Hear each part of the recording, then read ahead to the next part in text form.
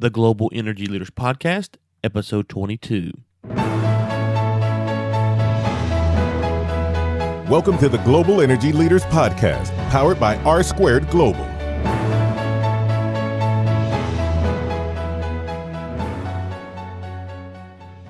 Welcome to another edition of the Global Energy Leaders Podcast. As always, I'm your host, Ryan Ray. It is so good to have you today. On today's episode, we get into LNG with Alan Herbst. Hope you enjoy. Well, Alan, a few episodes back, we brought on a guest and we talked about LNG and we talked about all the changes that's coming up in the industry. And, we reached out to you to kind of come in and clarify what's happening with some of this legislation that we're seeing coming down the pike. It's good to have you on the show today. How are you doing? Thank you very much, Ryan, for inviting me. And it's good to be here. And sure, I'd like to talk to you a little bit about the new legislation and also what's going on in the industry with various energy-related topics such as bunker fuels and LNG. So it's good to be here. Absolutely. So I want to get to the tankers and what's going on there with the sulfur and the emissions and stuff like that. But let's first kind of start here stateside. And, we're recording this late March, and President Trump's kind of halfway through his first 100 days, and he's really tried to focus so far, it seems, on deregulation in the energy business here stateside. What kind of impact are you seeing just generally with the oil and gas or energy in general in the U.S. economy? Sure. Yeah, it definitely looks like he is a pro-energy president, pro-oil and gas president, and wants to streamline a lot of the regulatory hurdles that were perhaps out there before. When you look at, the U.S. needs a lot of infrastructure development to bring oil and gas to markets. Especially look at pipeline development, such as for natural gas. There is a huge build-out required just because there's been a geographic shift of where this oil and gas is coming from. Over the past 8 or 10 years, you've seen a huge increase in production for natural gas in the northeast part of the U.S., in the Marcellus shale, which is primarily in Pennsylvania, and in the past few years also in the Utica shale, which is neighboring that over in Ohio. Because of that, you've got that production is probably 24 BCF a day of natural gas production. And it's a huge chunk of the production in the U.S. But the problem is that there's a sort of glut of natural gas in the region, and you need pipelines to be built out to bring that gas to market. Again, this glut in the region is clearly shown in pricing. Most people are familiar with the Henry Hub benchmark price, which is in Louisiana. That's around $3 today, MMBTU. But when you look in the Northeast, again, in the Marcellus in New York State and Pennsylvania, Ohio, you can see gas prices under $2 in MMBTU just because there's so much supply and you can't get the gas out of the market. So it is depressing prices. So in order to, there's a need for pipeline development. For natural gas pipelines, especially interstate pipelines, the FERC, Federal Energy Regulatory Commission, they're responsible for certifying and regulating all the construction of and build out of this infrastructure. And again, it's a government agency. They have done a pretty good job. In fact, in 2016, they certified 17.6 BCF a day of new pipeline capacity. And in 2017, actually, in the first couple of months, they've approved 7 BCF a day of new natural gas pipeline capacity. So they have been making progress. Actually, one of the things that's sort of maybe temporarily hindering progress is that there are 5 commissioners on the FERC, and you need 3 to have a quorum. And recently, one of the 5 or the 3 that were currently on place resigned. So right now, you only have 2 acting commissioners on the FERC, and you need to get at least another commissioner there before more certifications of pipelines can be done. But again, the administration has, is probably going to, bring on pro-development commissioners. So I would expect the pipeline build-out to continue, especially in the Northeast and the Southeast, which is sort of the epicenter of pipeline construction in the U.S.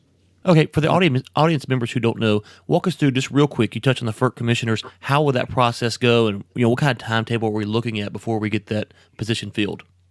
Well, again, I would expect something to be done in the next few months to have new appointments and to get those I guess, open positions staffed.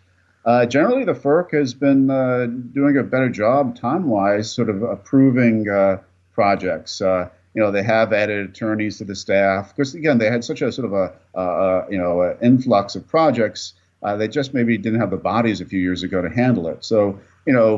So right now, you can see a lot of new pipeline capacity coming on in this year, 2017, 2018.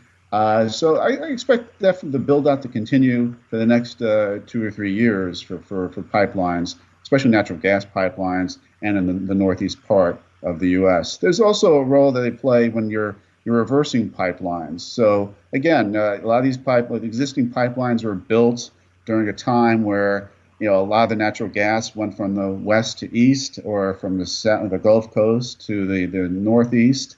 And now it's sort of taking hold in Newcastle. So we have all this gas in the northeast.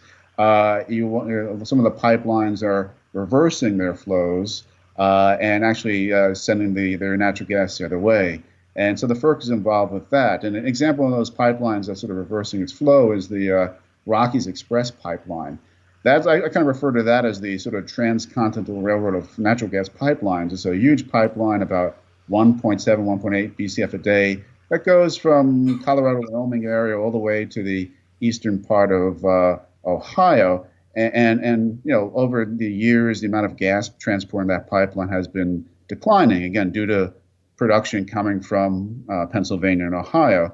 So a few years ago, the operators of and owners of that pipeline, one of the operators and the owners is Tallgrass, let's say, they actually applied to reverse the flow for part of that pipeline, the most eastern part of that pipeline, to bring natural gas westward to sort of cities such as Chicago or St. Louis, or even into Canada. So you see that, so again, there are changes going on in how gas is supplied, the flow, which way the pipelines flow, how they're utilized, and new ones being constructed. And the FERC plays a role in all of that. You actually kind of went to my next question. I was going to ask, I remember I was at an event 2-3 years ago, and they were talking about, I believe, reversing some pipelines from the Northeast going down to Florida. And so I don't know if you're familiar with what's going on there, but what kind of role can we expect long-term on these reversing pipelines? Because that's kind of where I wanted to go. Is I know that this has been going on. Have we kind of peaked there, or can we see a lot more of this in the next 5 to 10 years?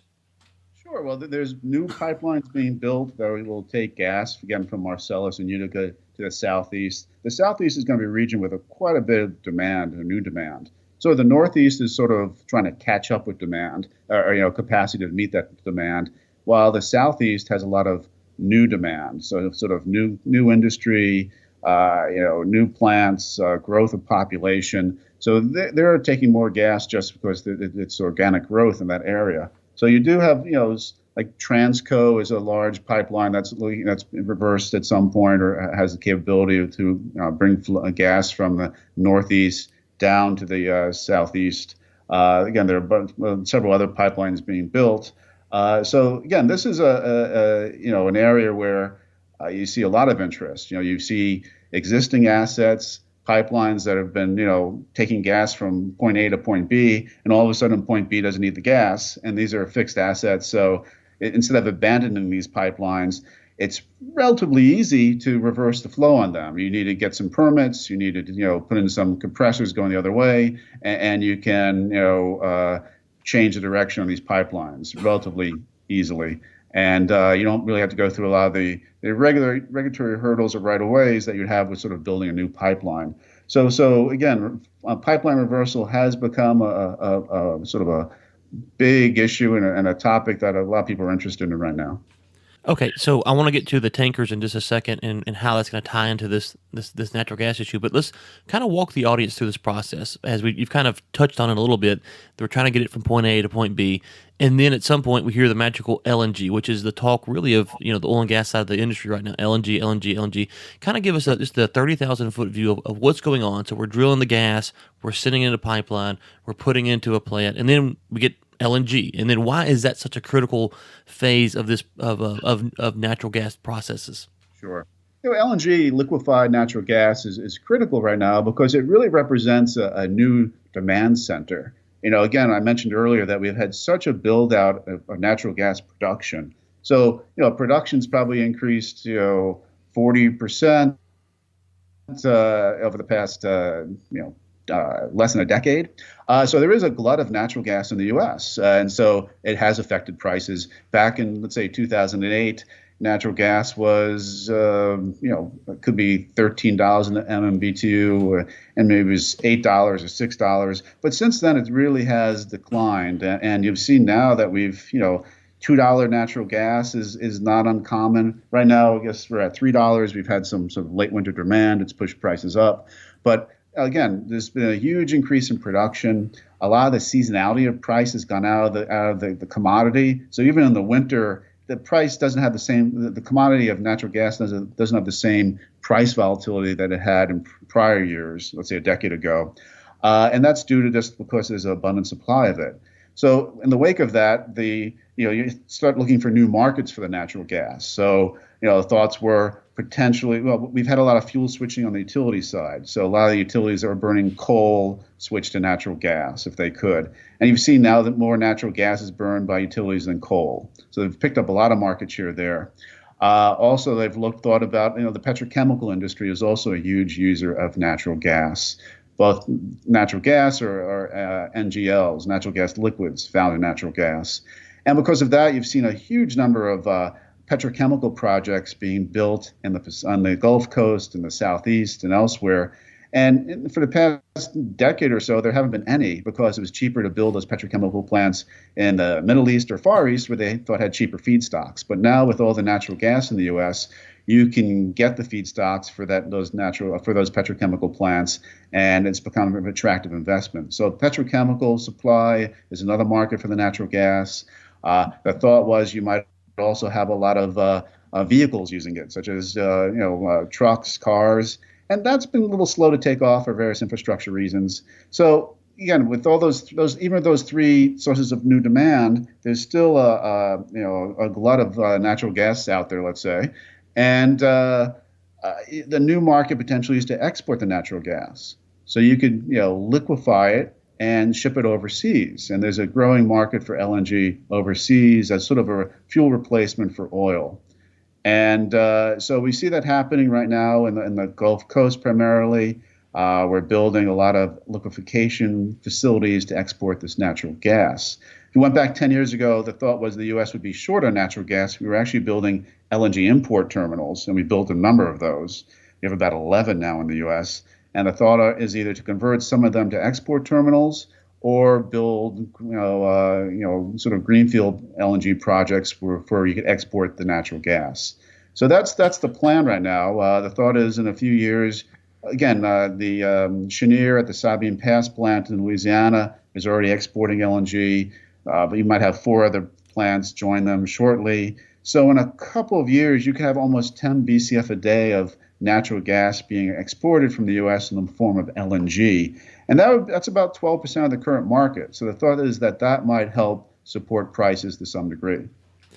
You mentioned Cheniere there, and correct me if I'm wrong, but it seems kind of like I don't want to say got lucky, but they were trying to meet the demand that you talked about where, hey, we're going to be short natural gas, and then all of a sudden while they're going through that process, it's like, oh no, we've got too much natural gas, and they kind of kudos to them for shifting their strategy, but they kind of went into it with one goal in mind and then shifted mid I don't know if mid play is the right way to describe it, but they shifted, and now they've kind of almost emerged as a leader in the U.S. because of how it kind of worked out. Would you kind of agree with that synopsis, or what's your take on what happened there with Cheniere?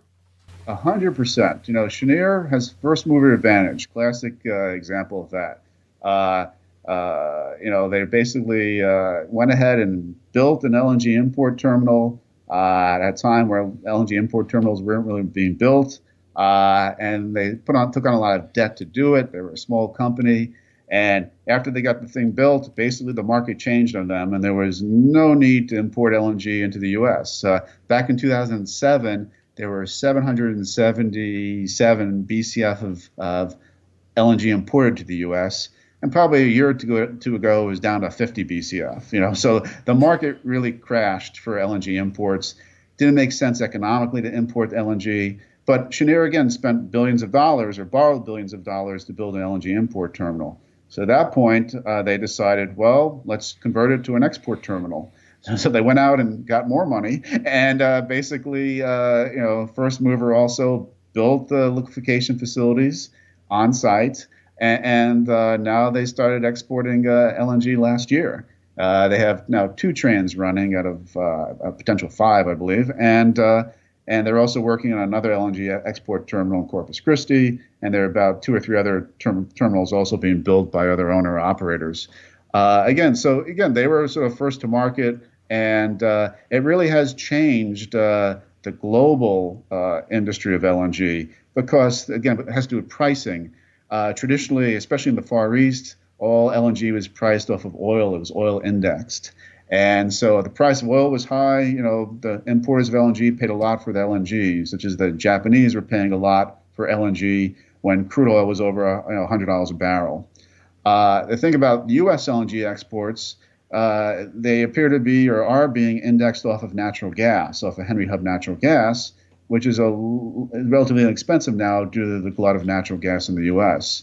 So the U.S. LNG represents a huge cost savings for a lot of international buyers, and there's a lot of interest in purchasing it because it's a lot cheaper than buying LNG from other producers such as Qatar or Malaysia or even Australia or elsewhere. So it's really has changed the market, the U.S. production, and its pricing is shifting in that commodity.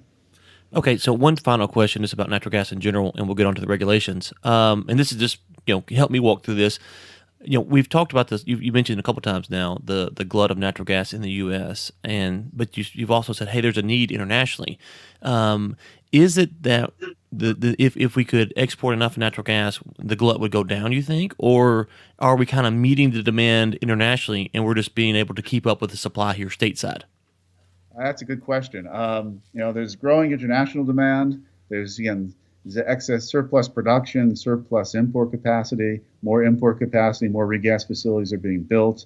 But also, U.S. natural gas production continues to increase. There are thoughts, even with prices relatively low, there are thoughts that you'll still see more production coming out of Marcellus and Utica.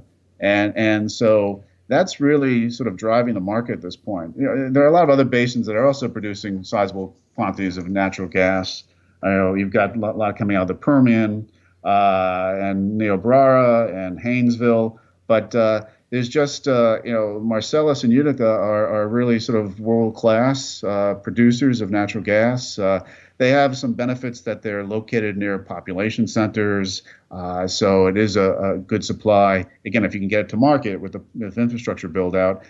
So there's a lot of interest in the continuing growth in those areas. So there are a lot of forces at play here. How does the global market look for LNG? How are other producers going to price their commodity? How much can the U.S. export without having it really adversely affect pricing domestically? Those are all issues that the FERC and others look at, where they figure how much natural gas can be exported without adversely affecting prices domestically. Okay, so let's get into the marine fuel sulfur regulations. Kind of what are they, and why should we be concerned about them as energy professionals? Right. Yeah.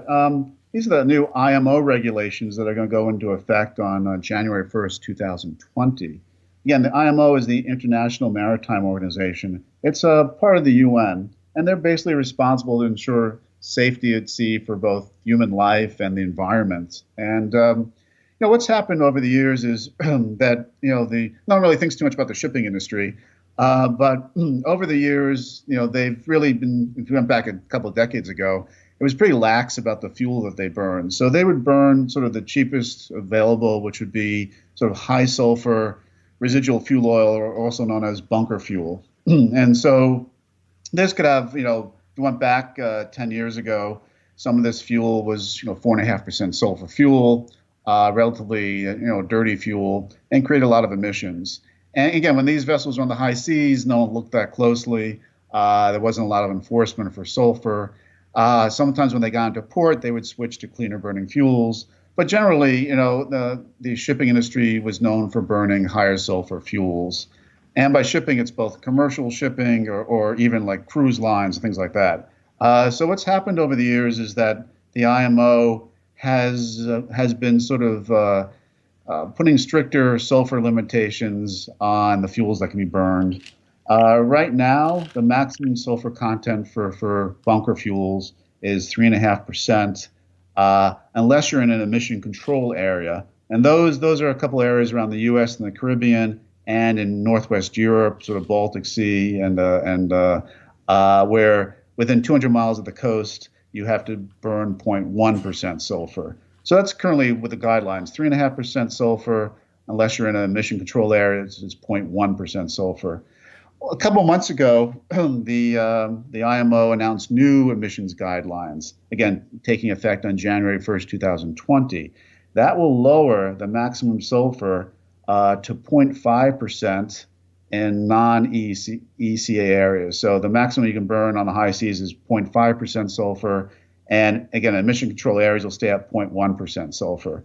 So that is a huge change in the shipping industry. And it gives about 3 years for the ship owners and operators to think about what they're going to do. Basically, there are three strategies. You can install scrubbers, which basically control sulfur emissions, and those will cost anywhere from, like, say, $1 million per vessel to maybe $3 million a vessel. You can shift to burn lower sulfur fuels, such as MDO or MGO, which are more diesel-based and with a higher cost. Or you can think about installing, either retrofitting your existing ships or with new build vessels, having them powered by LNG, liquefied natural gas. Again, we have this glut of LNG in the U.S. or in the world. And again, LNG, if you just look at the sort of emissions, like parts per million, for residual fuel oil or bunker fuels, it's 35,000 to 45,000 parts per million sulfur. If you look at LNG, it's 1 part per million sulfur. So it's dramatically, there's basically no emissions of sulfur emissions coming out of LNG. So it's a very clean fuel. And so there is a sort of an effort by some to increase the market penetration of LNG globally in the shipping fleet. So that's where we are right now. It's an interesting market because there are relatively few vessels that are actually powered by LNG at this point. The LNG carriers, the tankers that transport LNG, will use the boil-off gas as fuel. But if you're a non-LNG tanker, let's say, if you're a cargo ship or a passenger ferry or other type of commercial ship, the vast majority are not using, almost all of them are not using LNG. Globally right now, there are about 120 vessels that are powered by LNG. Most of them are passenger ferries or oil service type vessels. There are a few container ships, maybe about 15 or so. Most of these vessels are operating in sort of the Northwest Europe. There are a few operate in the U.S., sort of going on runs from Florida down to the Caribbean. So there's a limited amount of vessels in the U.S. currently using LNG, but more are being built. And a lot of cruise lines are sort of going green, and some of the new build ships are LNG fueled vessels too. So it is a market that's changing, and it'd be interesting to see how it develops. There are also different expectations about how many vessels we converted and what the impact of those are on the LNG markets and also on the residual fuel oil or bunker fuel markets. Okay, so I've got to ask this because when the government's involved, you always are curious of how practical is this? Is 2020 a reasonable deadline to get, no matter what solution you go with, implemented for these tankers? Right, that's a good point. When the IMO has their meetings, there was a lot of debate about the potential date for these new regulations. Again, they settled on January 1st, 2020. There was another proposal to have it start in 2025. And some of the ship owners or operators prefer the 2025 date. Just gives them more time. Again, it's a challenging industry and they're not making a lot of money, a lot of them don't want to go through the cost of either retrofitting or buying new vessels or installing scrubbers or using lower sulfur, higher cost fuels. So there was some debate about that, but the IMO went with the January 1st, 2020 guideline. Right now, that's the timetable. There are some thoughts that maybe they might make an extension. We're less than 3 years away from that. So maybe as you get closer to 2020, some of the ship owners and operators might ask for an extension. So Not exactly 100% sure what's going to happen, but right now, January 1st, 2020 is the date for the new, sulfur regulations. Okay, so from a business standpoint, I'm sure that these companies are looking at it short-term impact, long-term impact, and because we don't really know what the long-term price of LNG will be. We have, I mean, there's always predictions, but we don't really know. In the short term, is it cheaper to kind of transition the ship to the LNG, or is it cheaper to go with the scrubber, or what is the cheapest solution there? Right. There are a lot of variables. It has to do a lot with the vessel, size of vessel, fuel consumption, where it operates, the age of the vessel, and then the cost of fuel. Right now, again, the price of crude oil has come down quite a bit, so the price of residual fuel oil or bunker fuel is also relatively low. So you can say it has a price advantage. Fuel oil will have a price advantage right now over LNG. The thoughts are that if crude oil makes a little bit of a rebound in price, that LNG, especially when LNG gets built out more, distribution network, LNG would be cheaper. So right now, LNG may not be cheaper, but the thoughts are going forward due to the abundant supply of natural gas in the U.S. So if you're sort of pricing it off of the Gulf Coast or Henry Hub, that LNG would be a cheaper fuel to use going forward. If you go out, is it 5 or 10 years forward? Right. It's always curious when you look at some of these numbers and how they try to make these, predictions, and I feel bad for it because it's really, it's really just kind of a guessing game on some level to try to figure out what the future is going to look like to make the best decision for your business. When you got to change your whole fleet of ships on what's going on there. So some operators are like, yes, we want to be seen as very green, and they're interested, and they're actively looking at the fuel and making plans to convert vessels. Other operators are saying, well, we don't really know if these new regulations are going to go through. We could always install scrubbers, or we could, use lower sulfur fuels. Another issue is sort of the supply security issue. So if if you have a vessel that's operating globally, and if you can get bunkers in let's say 170 ports around the world, how many of those ports will have LNG available? Right. So, if only 50 ports have LNG available, 3 or 4 years from now, are those ports sufficient for you to operate your vessels? Right. So that's a supply security issue. Sort of, same thing with, let's say, a CNG vehicle in the U.S. If you're driving that around, is there a service station that has CNG fuel that you'll have access to? Right. So that's the same thing if you're a ship owner and that's an issue. If you have a vessel that's going on a route back and forth, let's say like a cruise line, they leave, from Florida, they go to the Caribbean, they come back. That's a regular route, and you kind of think, okay, that's a good, and also might operate in an emission control area, which is a lower sulfur. So there you have a good candidate for LNG. Again, a lot of the vessels, but a lot of the container ships, cargo ships are also looking at it. And again, a few of these vessels are being built right now. I guess the owners of those operators have to look at, do I sort of convert them with scrubbers? And again, very few, about 1% of the market has been converted to scrubbers. The thoughts are you might have 15 or 20% converted in a few years. Some vessels will go that route. They'll continue to burn high sulfur bunker fuels. They'll just install scrubbers in their stacks and reduce emissions that way. Okay, so I'll kind of let you go with this question here.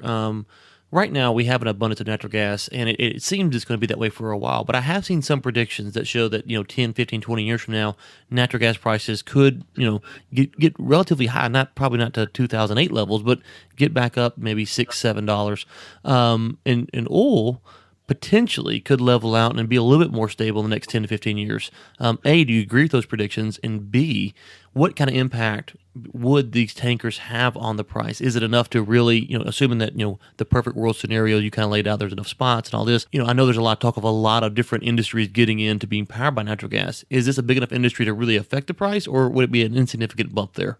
Again, forecasting prices is difficult. Yeah, we're gonna hold you to it. So, of course we will.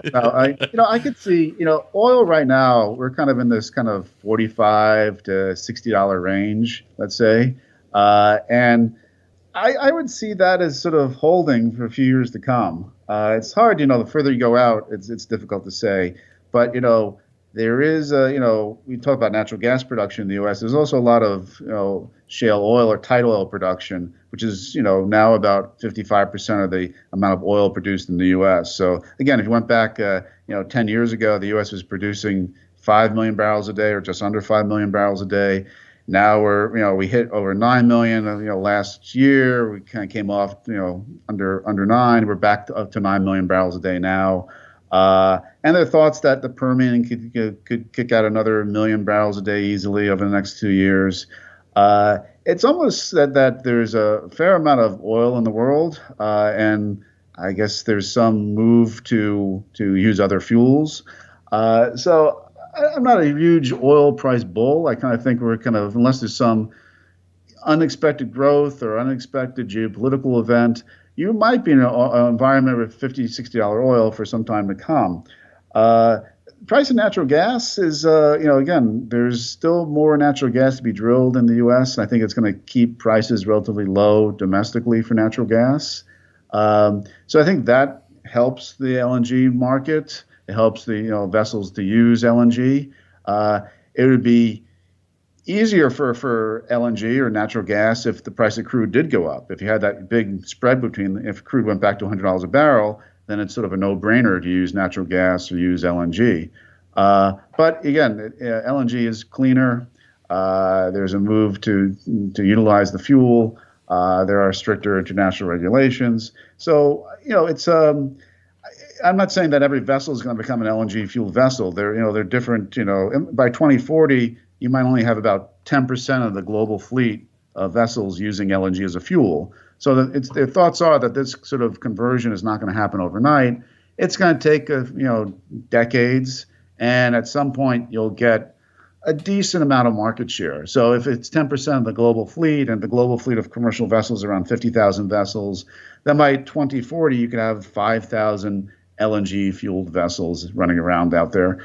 Again, a lot of those vessels also are operating in coastal regions. They are passenger ferries, car ferries, oil and gas support vessels. But there is, growing interest to use them as for in cargo ships and in tankers. So you will see some movement there. And also, again, LNG used for cruise ships. Because even if there's a higher expense, a lot of the cruise lines can sort of show themselves as being green, and that means a lot, I guess, to the passengers and to the cruise lines. So I think that the cruise ship industry is an industry that will embrace LNG. Well, Alan, this was just a really informative discussion for me, and I know the audience. Where can people find you and connect with you if they want to reach out and have other questions? Sure. Yeah, my name is Alan Herbst. My firm is Utilis Advisory Group, and you can